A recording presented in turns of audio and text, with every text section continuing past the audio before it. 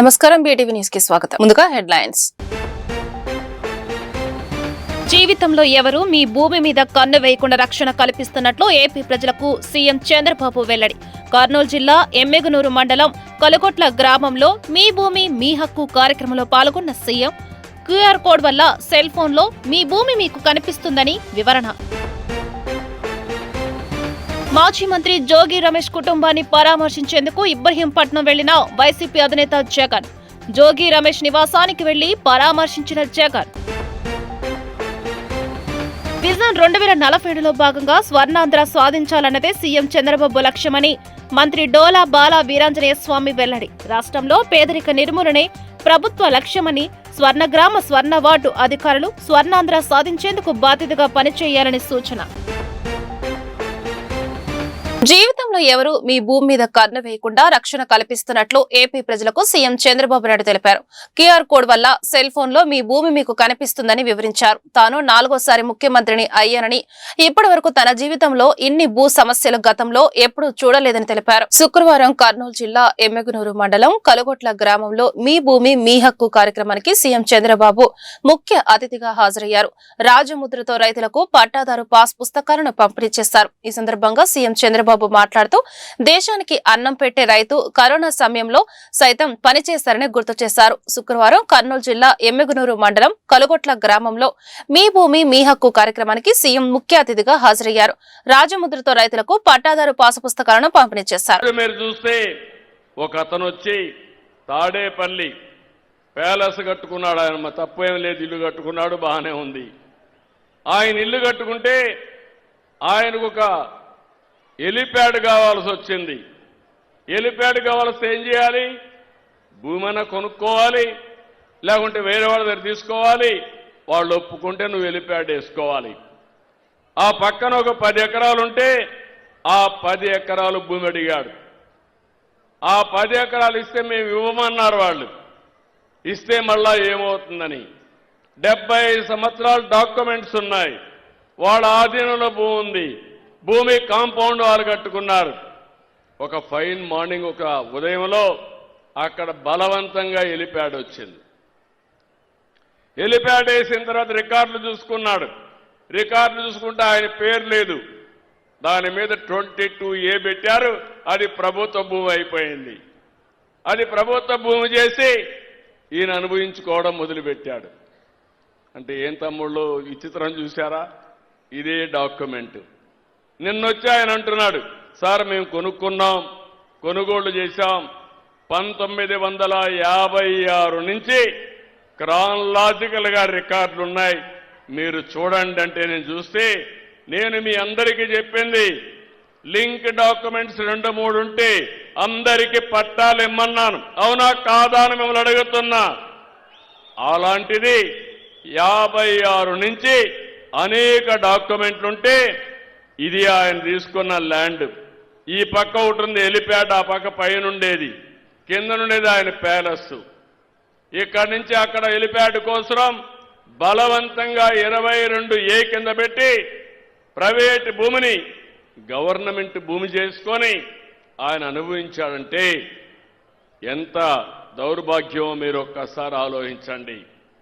ఇది ఒక విషయం కాదు, ఇలాంటి కొన్ని లక్షల లావాదేవీలు జరిగాయి. రాజకీయ విభేదాలుంటే చేశారు, వ్యక్తిగత స్వార్థాల కోసం చేశారు.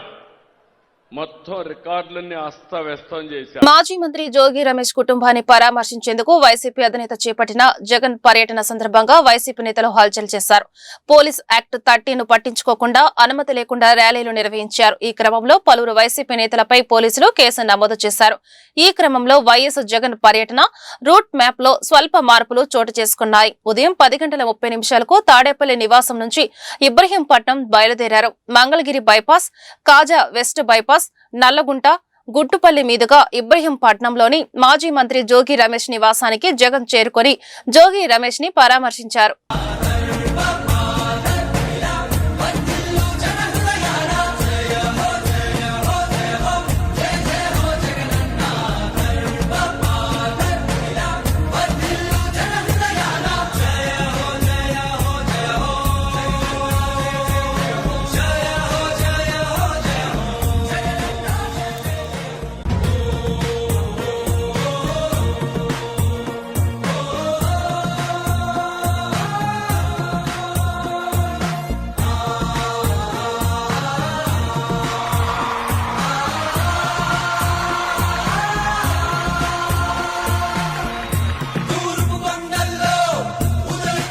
విజన్ 2047లో భాగంగా స్వర్ణాంధ్ర స్వాధించాలన్నదే ముఖ్యమంత్రి చంద్రబాబు నాయుడు లక్ష్యమని social welfare senior citizen welfare శాఖ మంత్రి డోలా బాల వీరాంజనేయ స్వామి వెల్లడించారు. రాష్ట్రంలో పేదరిక నిర్మూలనే ప్రభుత్వ లక్ష్యమని స్వర్ణ గ్రామ స్వర్ణ వార్డు అధికారులు స్వర్ణాంధ్ర సాధించేందుకు బాధ్యతగా పనిచేయాలని సూచించారు. శుక్రవారం తుమ్మలపల్లి క్షేత్రయ్య కళాక్షేత్రంలో రాష్ట్ర సోషల్ వెల్ఫేర్ మంత్రిత్వ శాఖ ఆధ్వర్యంలో స్వర్ణ గ్రామ స్వర్ణ వార్డు ఓరియంటేషన్ ప్రోగ్రాం నిర్వహించడం జరిగింది. ఈ కార్యక్రమంలో social welfare senior citizen welfare శాఖ మంత్రి డోలా బాల వీరాంజనేయ స్వామి సంబంధిత శాఖ అధికారులు పాల్గొన్నారు. ఈ సందర్భంగా మంత్రి మాట్లాడుతూ 2047 నాటికి భారతదేశం అభివృద్ధి చెందుతున్న దేశం నుండి అభివృద్ధి చెందిన దేశంగా రూపాంతరం చెందుతుందన్నారు. ITRTGS సెక్రటరీ కాటోనేని భాస్కర్ గారికి, అదేవిధంగా డైరెక్టర్ స్వర్ణగ్రామ స్వర్ణ వార్డు శివప్రసాద్ గారికి, ఇక్కడ విచ్చేసినటువంటి స్వర్ణగ్రామ స్వర్ణ వార్డు సెక్రటేరియట్ అండ్ డైరెక్టరేట్ స్టాఫ్కి, జిల్లా స్థాయి నుంచి మండల స్థాయి నుంచి మీ అందరికీ మీడియాకి నమస్కారాలు. ఫస్ట్ ఇక్కడికి ఇచ్చేసినటువంటి మండల స్థాయి అర్బన్ లెవెల్ స్వర్ణగ్రామ స్వర్ణ వార్డు అధికారులందరికీ కూడా అభినందనలు. ఎందుకంటే ఈ నిర్ణయం మేము తీసుకున్నందువల్ల మీ అందరికీ ప్రమోషన్స్ వచ్చాయి. అదర్వైజ్ యార్ in the post of Panchayat secretary and different grades. This decision ముఖ్యమంత్రి గారు ఇప్పటివరకు సెక్రటరీ గారు ఈ శాఖ యొక్క ఉద్దేశాలని, ఈ శాఖ యొక్క స్వరూపాన్ని డైరెక్టర్ గారు చాలా విపులంగా చెప్పారు. స్వర్ణగ్రామం స్వర్ణాంధ్ర సాధనలో కీలకంగా క్రింది స్థాయిలో ఉన్నటువంటి స్వర్ణగ్రామ కార్యాలయాలు కానీ స్వర్ణ వార్డు కార్యాలయాల్లో కానీ సిబ్బంది అనేది ప్రతి ఒక్క పౌరునికి సేవలు అందించాలనే లక్ష్యంతో ఏర్పాటు చేసుకోవడం జరిగింది. 20 నెలలు అయింది నేను ఈ శాఖ మంత్రిగా రావడం. ఈ శాఖలోకి వచ్చేప్పటికీ ముఖ్యమంత్రి గారికి ప్రతిపక్షంలో చాలా విన్నపాలు వచ్చాయి. సిబ్బంది నియమించారు కానీ బాధ్యతలు పర్యవేక్షణ లేవని చెప్పారు.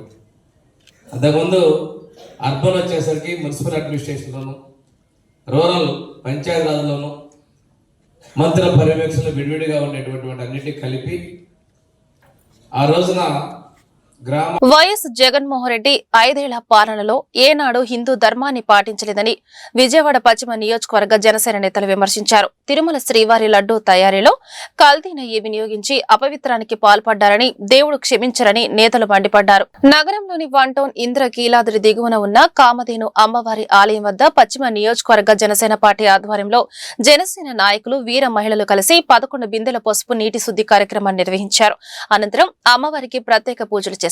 అనంతరం శ్రీవారి లడ్డూ ప్రసాదంలో కల్తీ నెయ్యి కలిపి అపవిత్రం చేయడం కాకుండా దొంగే నేను దొంగను కాదంటూ కూటమి ప్రభుత్వంపై ఎదురుదాడి చేయడం సమంజసం కాదని అన్నారు. కల్తీ జరిగిందని తెలిసి వైసీపీ రాక్షస జాతి పెద్ద ఎత్తున ఘోరాలు చేయడం, రోడ్లపైకి వచ్చి నానా హంగామా చేస్తుందని వైసీపీ నేతలు మండిపడ్డారు. పేరు గన్నుశంకర్, జనసేన పార్టీ విజయవాడ నగర సంయుక్త కార్యదర్శి.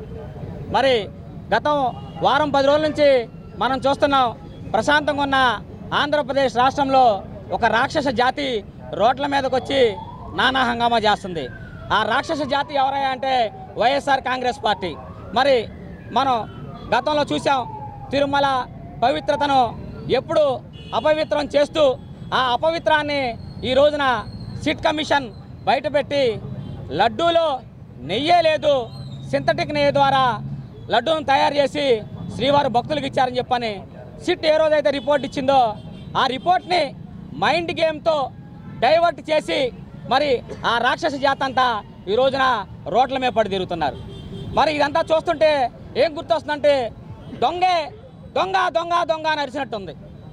దొంగతనం చేసింది, శ్రీవారి లడ్డూని కల్తీ చేసింది, 250 కోట్ల రూపాయల అవినీతిని చేసింది వైఎస్ఆర్ కాంగ్రెస్ పార్టీ అయితే మరి వాళ్ళే ఈ రోజున రోడ్డెక్కి దొంగ దొంగ అని అరుస్తున్నారంటేనే ఈ రాష్ట్రంలోని ప్రజల జనసేన పార్టీ 38వ డివిజన్ అధ్యక్షుడు. గత కొన్ని రోజుల నుంచి చూస్తుంటే ఈ వైసీపీ ప్రభుత్వం తిరుమల లడ్డూలో కల్తీ జరిగి కూడా జరగలేదు అని చెప్పడం చూస్తుంటే చాలా విడ్డూరంగా ఉంది. సిట్టు కూడా ఎక్కడ కొవ్వు లేదని కానీ యానిమల్ ఫ్యాట్ కలవలేదని కానీ ఎక్కడా చెప్పలేదు. కానీ వీళ్ళు కలవలేదని ఒక ఇదిగా చెప్పడం చూస్తుంటే చాలా విడ్డూరంగా ఉంది. ఈ వైసీపీ ప్రభుత్వాన్ని గత ప్రభుత్వంలో చేసిన అన్ని దేవస్థానాల మీద ఉన్న కూడా అవినీతి జరిగింది ఏమన్నా విచారణ చేసి ఈ ప్రభుత్వం ఏమన్నా తప్పులు జరిగితే దాన్ని సరిదిద్దే విధంగా ఈ ప్రభుత్వం కూడా చేయాలని, కూటమి ప్రభుత్వం కూడా చేయాలని నేను కోరుకుంటున్నాను. ఈరోజు 38వ డివిజన్ అధ్యక్షులు తమ్మినేని లీలా గారు అలాగే గన్ని శంకర్ గారు ఆధ్వర్యంలో కామధేను అమ్మవారి ఆలయ శుద్ధి కార్యక్రమం ఏర్పాటు చేయడం జరిగింది. 2024 జులైలో ఏదైతే ఎన్ఈడిబి రిపోర్ట్ వచ్చిందో ఆ రిపోర్ట్ వచ్చినప్పుడు కూడా పవన్ కళ్యాణ్ గారు అమ్మవారు మెట్లు కడిగారు. అలానే ఈరోజు సిట్ రిపోర్ట్ దాన్ని తేల్చిన తర్వాత మళ్ళీ ఒకసారి పరిహారం చేసుకోవాలనే ఉద్దేశంతో ఈరోజు కామధేను అమ్మవారి ఆలయం శుద్ధి కార్యక్రమం ఏర్పాటు చేయడం జరిగింది. ఇక్కడ మనం ముఖ్యంగా ఆలోచించాల్సింది ఏంటి అంటే నిజంగా మనం 450 సంవత్సరాల చరిత్ర కలిగిన తిరుపతి లడ్డూని కల్తీ చేయటం అంటే అదొక మానసిక పైచాచికత్వంగా మనం భావించాలి. అంటే జగన్మోహన్ రెడ్డి అనే వ్యక్తికి, ఒక సైకోకి ఆ పైచాచికత్వంగా మనం భావించాలని చెప్పని స్పష్టంగా చెప్పవచ్చు. మాఘమాస శుక్రవారం సందర్భంగా భక్తుల రద్దీని దృష్టిలో ఉంచుకుని దుర్గగుడి ఆలయంలో ఆలయ అధికారులు డిప్యూటీ కలెక్టర్ వికే సీనానాయక్ ఆకస్మిక తనిఖీలు చేపట్టారు.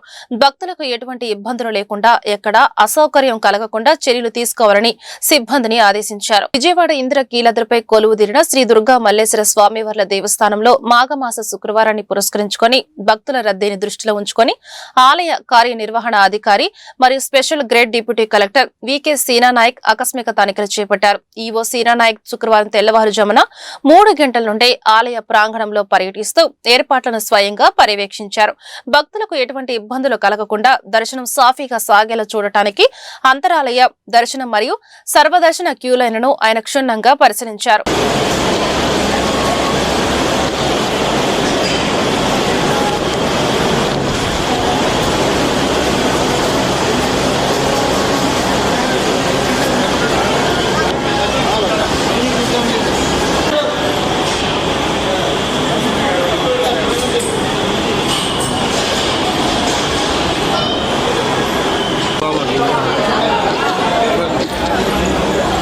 ప్రభుత్వాలు అగ్రిగోల్డ్ బాధితుల పట్ల నిర్లక్ష్య వైఖరి అవలంబిస్తున్నాయని Agrigold customers and agents welfare association గౌరవ అధ్యక్షులు ముప్పాల నాగేశ్వరరావు ఆవేదన వ్యక్తం చేశారు.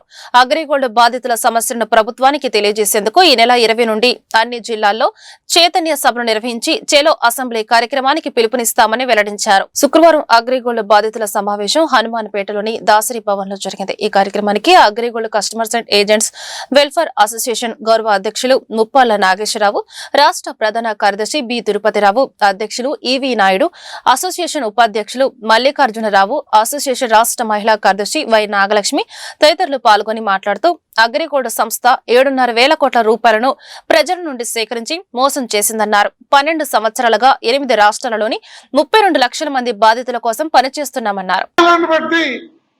1000 మంది పైన అరెస్ట్ అయితే తప్ప వాళ్ళు మళ్ళా ఇది అగ్రిగోల్డ్దేనని కోర్టులో కాగితం పెట్టలేదు ఈ యాజమాన్యం. అలాంటి యాజమాన్యపు దొంగలు నిన్న 1వ తారీఖు కూడా హైదరాబాద్ లో మీటింగ్ పెట్టి రాష్ట్ర ప్రభుత్వం సిఐడి ఈ ఆస్తుల్ని సిఐడి చీఫ్ పేరు మీద మ్యూటేషన్ చేపిస్తున్నారు, అది మోసం దగా మా పేరు మీద ఉండాలి, అందువల్ల కొనేవాళ్ళు రావటం లేదని మళ్ళా ఒక తప్పుడు సంకేతం చెప్పారు. అంటే వాళ్ళ పేరు మీద ఉంటే కాని రాకుండా అమ్ముకుంటున్నారు ఎవరికి తెలియకుండా. కానీ అమ్మే హక్కు ప్రభుత్వానికి ఉంది కాబట్టి ప్రభుత్వం వారి పేరు మీద మ్యూటేషన్ చేపిస్తుంది. దీని మూలాన వాళ్ళకి వచ్చేది లేదు. అంటే మనము ప్రభుత్వము ఒక సత్కార్యాలకి కూడుకున్నప్పుడల్లా యాజమాన్యం కోర్టు లిటిగేషన్లతో అడ్డం పెడుతూ ఉంది.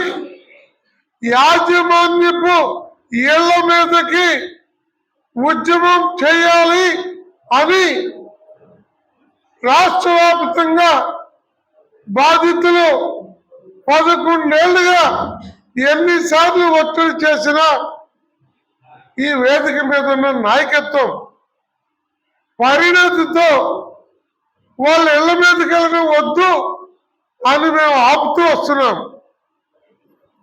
కానీ నిన్నటి మీటింగ్ తర్వాత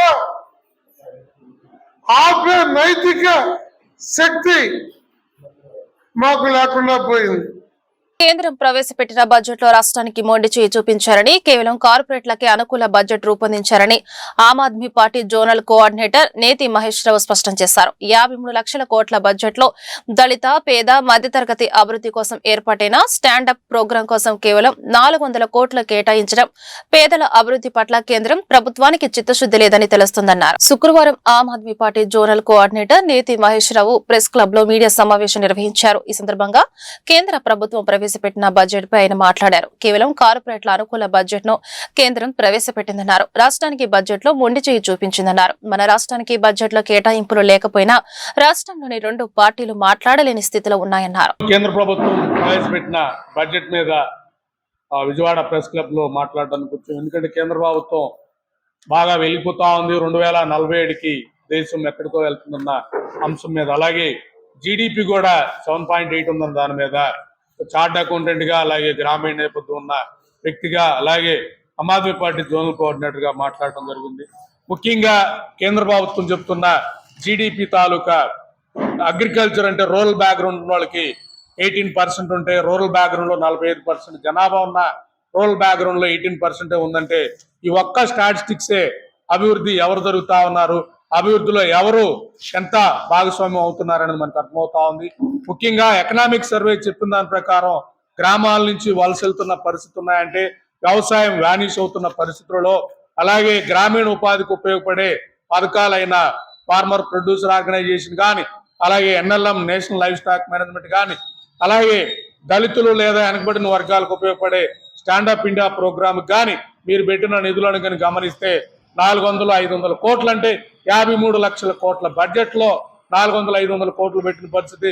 ముఖ్యంగా దళితులకు వచ్చాక యావరేజ్ గా సంవత్సరానికి 150 కోట్లు 140 కోట్లు కూడా పారిశ్రామికవేత్తలు అవడానికి, అలాగే ఎస్టీలకు వచ్చాక సంవత్సరానికి ముఖ్యంగా చెప్పాలంటే ఒక 90-100 కోట్లు కూడా పెట్టిన పరిస్థితి. అంటే ఇది మీరు అవమానిస్తున్న పరిస్థితి.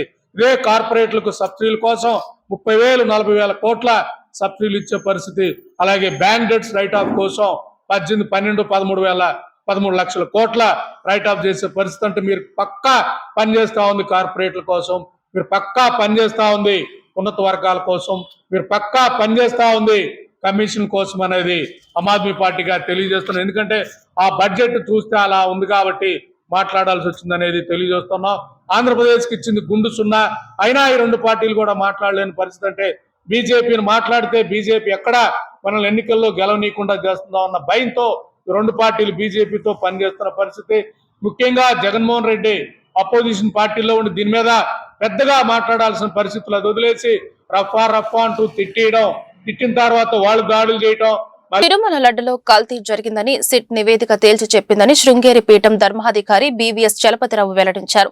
నివేదిక ప్రకారం తిరుమల ఉన్నతాధికారులపై చర్యలు తీసుకోవడం జరిగిందని స్పష్టం చేశారు. ఈ విషయంలో టీడీపీపై వైసీపీ అసత్య ఆరోపణలు చేస్తూ రాజకీయం చేస్తుందని చెప్పారు. శివశక్తి హిందూ జనశక్తి ఆధ్వర్యంలో గాంధీనగర్ ప్రెస్ క్లబ్ లో మీడియా సమావేశం నిర్వహించడం జరిగింది. ఈ సమావేశంలో శృంగేరి పీఠం ధర్మాధికారి బీవీఎస్ చలపతిరావు, బిజినెస్ ఆఫ్ బ్రాహ్మణ national committee member GVS Sharma, రాష్ట్ర బ్రాహ్మణ సంఘం నాయకులు జింకా చక్రధర్ తదితరులు పాల్గొని మాట్లాడుతూ తిరుమల లడ్డు కల్తీ జరిగిందని సిట్ నివేదిక తేల్చిందన్నారు. గత వైసీపీ ప్రభుత్వం అడ్డగోలు జీవోలతో లడ్డు కల్తీకి పాల్పడిందన్నారు. లడ్డు కల్తీ వ్యవహారంలో ఉన్నతాధికారులపై కూటమి ప్రభుత్వం చర్యలు తీసుకోవడం జరిగిందన్నారు.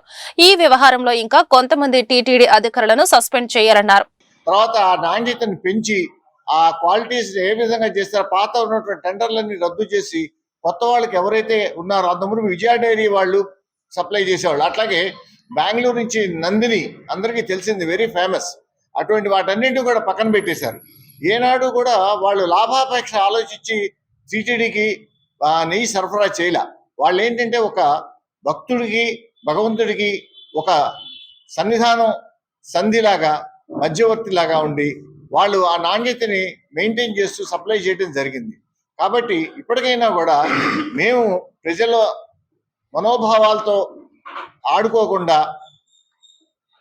పార్టీ వారిని అట్లాగే ప్రత్యక్ష పార్టీ వారిని కూడా కోరేది ఏంటంటే, ఇది రాజకీయం చేయకుండా దీని మీద ఎవరైతే ఉన్నారో వాళ్ళ చర్యలను వాళ్ళు తీసుకెళ్ళడానికి చట్టపరంగా దాని పనులు చేసుకెళ్ళిపోతాయి. కాబట్టి ఈ తెలుగుదేశం పార్టీ వాళ్ళు ఇట్లా అన్నారని వైసీపీ వాళ్ళు ఇట్లా అన్నారు ఇవన్నీ కాకుండా దయచేసి మేము ఈ పత్రికా ముఖంగా అందరికీ కోరేది ఏంటంటే దీని మీద ఇతరత్ర ఇంకా ఆడుకో వాళ్ళు బురకాలు వేసుకోవాలంటే మా లేడీస్ చేత బురకాలు కూడా వేయించాం. ఎందుకంటే మత సాంప్రదాయాలను అందరం గౌరవించాలి, ఏ మతాన్ని మనం కించపరచకూడదు. ఇది అక్బర్ లాంటి వాళ్ళు కూడా చెప్పారు, వాళ్ళు కూడా గౌరవించారు కాబట్టి హిందూ మతం అనేది ఇలా పరిడి వెలుగుతోంది. ఇది హిందూ దేశం, ఒరిజినల్ గా భారతదేశం కాదు, ఇది హిందూ దేశం. హిందువులు అనేటువంటి వాళ్ళు ఆసేత్ హిమాచలం వ్యాప్తి చెందుతున్నారు. అటువంటి హిందువుల మనోభావాలతో ఆడుకున్న మీరు ఏ ఒక్కరు బాగుపడరు. మేము ఒకటే చెప్తున్నాం, మేము రాజకీయాలకు అతీతంగా మాట్లాడుతున్నాం కానీ ఏదో ఒకళ్ళు వెనకేసుకొచ్చి ఒకళ్ళు తిట్టాలనేటువంటి మా ఆలోచనలు కాదు. కానీ హిందువుల దేవాలయాల్లో మీరు ఇతర మతస్థుల్ని పెట్టి వాళ్ళు బైబిల్స్ తీసుకొని ప్రచారాలు చేసుకుంటూ ఒకళ్ళేమో రకరకాలుగా బిహేవ్ చేస్తూ హిందువుల మనోభావాలను దెబ్బతీస్తూ పైనేమో తాగేసిన మందు బాటిల్స్ తీసుకెళ్లి పైన పెట్టి రాజకీయాలు చేస్తూ ఏమిటండి ఇది? వెంకటేశ్వర స్వామితో ఎందుకు ఆడుకుంటున్నారు? ఆయన ఎవరు? కలియుగ దైవం, హిందువుల మనోభావానికి ఏకైక రూపం. కొన్ని కోట్ల మంది హిందువులు ఉన్నారు. మీరు ఏం రాజకీయాలు చేసుకోదలుచుకున్నా కూడా మిగతా రంగాల్లో చేసుకోండి. మా మనోభావాలు దెబ్బతినే ఒక దైవ సంభూతులతో ఎందుకు చేసుకుంటారు? మేము ఏనాడు మిమ్మల్ని మీ చర్చిలు మాట్లాడడం, మేము మసీదులు మాట్లాడడం, మేము అందరినీ గౌరవిస్తాం హిందువులు. మీరు మా హిందూ దేవాలయాలు, మా పర్టికులర్గా మా కలియుగ దైవం మా వెంకటేశ్వర స్వామి, ఈ వెంకటేశ్వర స్వామిగా మీరు ద్రోహం చేసేది. ఆయన కన్నెర చేస్తే మీరు అసలు ప్రజల సమస్యలను సత్వర పరిష్కారమే లక్ష్యంగా ప్రజా దర్బార్ కార్యక్రమాన్ని ప్రతి శుక్రవారం నిర్వహిస్తున్నామని సెంట్రల్ ఎమ్మెల్యే బోండా ఉమామహేశ్వరరావు వెల్లడించారు. ప్రతి శుక్రవారం నిర్వహించే ప్రజా దర్బార్ కార్యక్రమాన్ని సెంట్రల్ నియోజకవర్గ ఎమ్మెల్యే కార్యాలయంలో నిర్వహించారు. ఈ కార్యక్రమంలో ప్రజల నుండి అర్జీలను స్వీకరించి వారి సమస్యలను స్వయంగా అడిగి తెలుసుకున్నారు. ఈ సందర్భంగా ఎమ్మెల్యే మాట్లాడుతూ ముఖ్యమంత్రి చంద్రబాబు నాయుడు ఆదేశాల మేరకు రాష్ట్రంలోని ప్రజా ప్రతినిధులు ప్రజా సమస్యలను స్వయంగా తెలుసుకుని పరిష్కరిస్తున్నామన్నారు. ప్రజల నుండి వచ్చిన ప్రతి అర్జీకి తగిన పరిష్కారం తీసుకురావడమే లక్ష్యంగా తాము పనిచేస్తున్నామని చెప్పారు.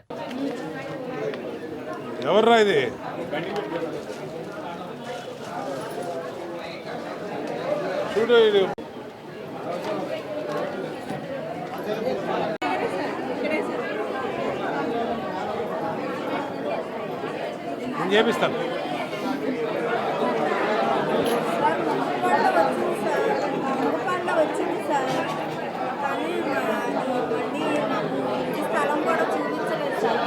ఇక్కడ ఉన్నారు, బార్కో దగ్గర పంపించు, ఇంటి స్థలం చూపిస్తారు.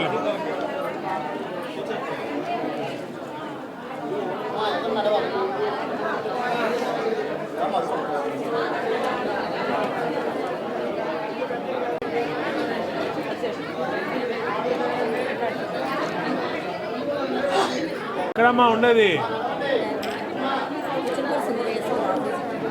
ఎన్టీఆర్ జిల్లా రిటైర్డ్ పోలీస్ అధికారుల సంక్షేమ సంఘం తాత్కాలిక కార్యాలయాన్ని police commissioner S V Rajasekhar Babu ప్రారంభించారు. ఈ కార్యక్రమంలో retired DGP Malakondaiah, retired IG Shri Ravichandra, డీసీపీలు తిరుమలేశ్వర్ రెడ్డి, కృష్ణ ప్రసన్న, ఇతర రిటైర్డ్ అధికారులు పాల్గొన్నారు. రిటైర్డ్ పోలీస్ అధికారుల సంక్షేమంలో భాగంగా ఎన్టీఆర్ అండ్ కృష్ణా జిల్లాల రిటైర్డ్ అధికారులు అందరూ కలిసి president ASN Reddy, secretary L Nanchariah ఆధ్వర్యంలో ఒక సంఘంగా ఏర్పడ్డారు. వారి కార్యక్రమాల నిమిత్తం ఒక కార్యాలయ ఏర్పాటుకు నగర పోలీస్ కమిషనర్ ని కలవగా పోలీస్ కమిషనర్ ఏలూరు లాకుల సెంటర్ సమీపంలోని బిల్డింగ్ ను రిటైర్డ్ పోలీస్ అధికారుల సంక్షేమంలో భాగంగా తాత్కాలిక కార్యాలయం ఏర్పాటుకు అనుమతి ఇచ్చారు. ఈ పాలిటిక్స్ అనేది రూపాంతరం చెందుతున్న క్రమంలో పోలీసుకి రోజు రోజుకి జాబ్ తీసుకుంటారు. మరొక వైపున క్రైమ్ కంట్రోల్, సైబర్ క్రైమ్ అని ఏ విధంగా సమాజాన్ని అప్రాప్తం చేస్తుంది కథకు తెలుసుకున్నారు. ఈ పెను సవాళ్ళను ఎదుర్కొంటూ ముందుకు వెళ్లాల్సిన పరిస్థితుల్లో పోలీస్ శాఖ ఉన్నదన్న విషయాన్ని మనందరం గుర్తు చేసుకోవాలి. అయినా కూడా ఎంతో వినూత్నమైన ఉత్సాహంతో ఈరోజు మనం ఎన్నో కార్యక్రమాలు చేపడుతున్నాము. ప్రజలకు భరోసా ఇస్తున్నాము, మేమున్నాము అన్న ఒక భరోసా కల్పిస్తున్నాము. వాళ్ళ అవేర్నెస్ క్రియేట్ చేస్తున్నాము. సైబర్ క్రైమ్ బారిన పడకుండా మనం అన్ని జాగ్రత్తలు తీసుకుంటాము. టెక్నాలజీని అడాప్ట్ చేస్తున్నాము.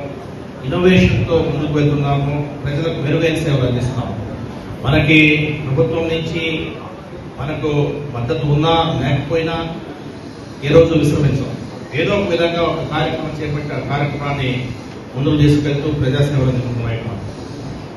ఇక ఎన్టీఆర్ పోలీస్ కమిషనర్కి వస్తే ఈ మధ్యనే చాలా మంది వచ్చి సార్ మేము కూడా ఇన్వాల్వ్ అవుతాము, మీరు చాలా కార్యక్రమాలు చేపడతారు, మేము కూడా ఇన్వాల్వ్ అవుతామని వారు చెప్పడం జరిగింది.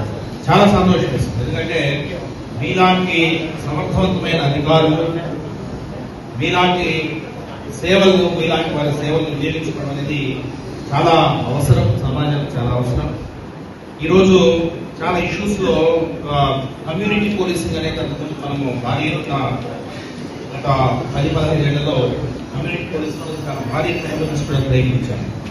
అయినా కమ్యూనిటీ నుంచి కమ్యూనిటీని ఒక ఉత్సాహపరచడం అనేది అంత సామాన్య విషయం కాదు. అక్కడ మీ యొక్క అవసరం ఎంతో ఉండాలని, ఎంతో అవసరం నాకు అనిపిస్తుంది.